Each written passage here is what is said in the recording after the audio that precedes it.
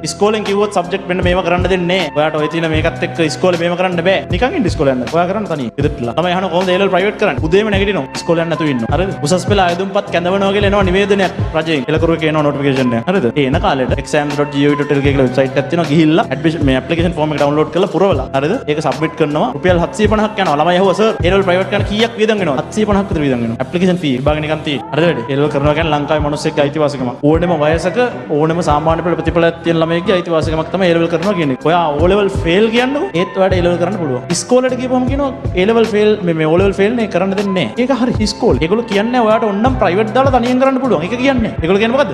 ඔයා ඊළඟ අවුරුද්දේ O-level ලියලා ආයෙ එන්න අපි ගන්නම්. ඇයි අපි අවුරුද්දක් නාස්ති? ඔයාට පුළුවන් A-level පටන් අරන් ප්‍රයිවට් A-level දාලා කරන ගම O-level තමන් fail වෙච්ච විෂය කරලා ඉවර කරා. හරිද? A-level කරගෙන යන්න.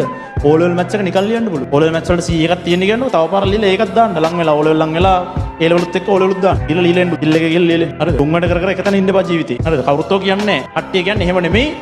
ඔයා හරිද මොනව කරන්නද? ආයෙ O-level ලියන්න. අවදාරි ගණන් වලට ඒකක් එයි. ඊට පස්සේ A-level වලට මැස් කරන්න සුසු වේවා. හරිද? කියලා තමයි කට්ටිය උපදෙස් දෙන්නේ. ඇයි ඒ කියලා අහපුවම එහෙම තමයි.